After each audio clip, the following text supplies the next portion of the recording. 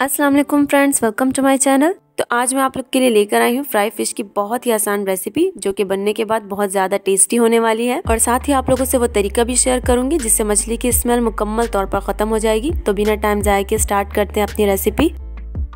तो यहाँ पर मैंने ली है तकरीबन 2 से 2.5 kg के करीब ये मुश्का मछली। आप चाहो तो मछली की कोई भी किस्म यूज कर सकते हो, और अगर आप बोनलेस लेना चाहते हो तो बोनलेस भी यूज कर सकते हो। तो सबसे पहले हम इसको साफ कर लेते हैं। इसमें जाएगा 1 टेबल स्पून के करीब नमक। अब इसमें डाल लेंगे सफेद वाला सिरका। नॉर्मली ये सिरका सभी के घरों में पाया जाता है। तकरीबन 4 से 5 बड़े चम्मच सिरके के हम इस मछली में शामिल करेंगे। आप चाहो तो आप सिरके की जगह नींबू का भी यूज कर सकते हो। अब इसमें मैं शामिल करूंगी तकरीबन 1 से 1.5 कप के करीब पानी। अब आपने इस फिश को नमक, सिरके और पानी के साथ अच्छे से मिक्स कर लेना है। और मिक्स करने के बाद हम इसे तकरीबन 15 से 20 मिनट के लिए ऐसे ही छोड़ देंगे। तो तकरीबन 20 मिनट हो चुके हैं।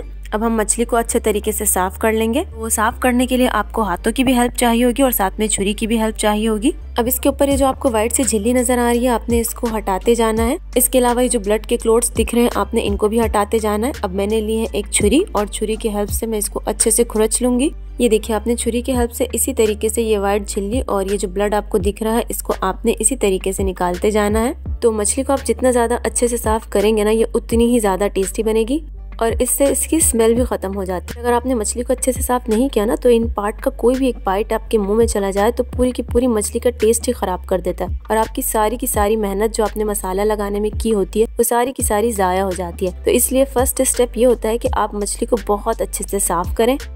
तो आपने इसी तरीके से मछली को साफ कर लेना है, और इसके बाद आपने इसका एक गंदा पानी गिरा के इसको 4 से 5 पानियों से अच्छे से वॉश कर लेना है। तो अब यहाँ पर मैंने मछलियों का गंदा पानी गिराकर उसको 4 से 5 पानियों से अच्छे से वॉश कर लिया। और ये देखिए अंदर से कितनी ज्यादा क्लीन हो चुकी है और बिल्कुल शीशे की तरह साफ हो चुकी है। ना ही कोई ब्लड दिख रहा है और ना ही कोई अंदर से इसकी कोई झिल्ली वगैरह दिख रही है। धोने के बाद आपने हमेशा इसको एक छलनी में डालना है या फिर टोकरी में डालना है जिसके सुराख हो, क्योंकि मसाला लगाने के लिए हमें मछली बिल्कुल ड्राई चाहिए होती है, उसमें ज़रा सा भी पानी नहीं होना चाहिए। तो मैंने इसको धोकर इसके नीचे एक ट्रे रख लिया है, ताकि इसका जो भी थोड़ा बहुत पानी है कतरों की फॉर्म में, वो जो भी है वो इसके नीचे निकलता रहे। और इसे तकरीबन मैं 15 से 20 मिनट के लिए ऐसे ही रहने दूंगी, ताकि ये अच्छे से सूख जाए। तो जब तक ये अच्छे से सूख जाती है, हम मसाले की तैयारी कर लेते हैं।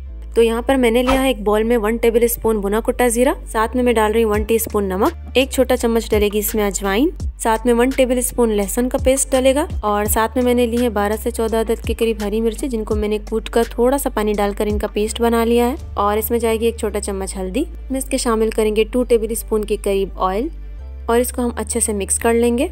अब इस मिक्सचर में हम ऐड करेंगे तकरीबन 1 से 2 टेबल स्पून के करीब पानी, क्योंकि ये मिक्सचर बहुत ज़्यादा थिक है, इसकी कोटिंग अच्छे से फिश पर नहीं हो पाएगी। तो आप भी 1 से 2 टेबल स्पून पानी को लाजमी ऐड कीजिएगा। यहाँ पर आपने थोड़ा सा नमक चेक कर लेना। अगर आपको लगे कि नमक कम है तो आप नमक थोड़ा सा और भी शामिल कर सकते हैं। बस ये हमारा फिश का मसाला रेडी हो चुका है। अब आपने इसमें और कुछ भी नहीं डालना है, घर के मसालों से हमने इसे बनाया है। और बाहर से मिलने वाले जो पैकेट का मसाला होता है, उससे इसका टेस्ट कई गुना ज़्यादा बेटर होता है। आप इसको एक बार लाजमी ट्राई करके देखिएगा। तो अब इस मसाले का जो मिक्सचर है हम इस फिश के ऊपर डालेंगे। फिश जो है अच्छे तरीके से सूख चुकी है।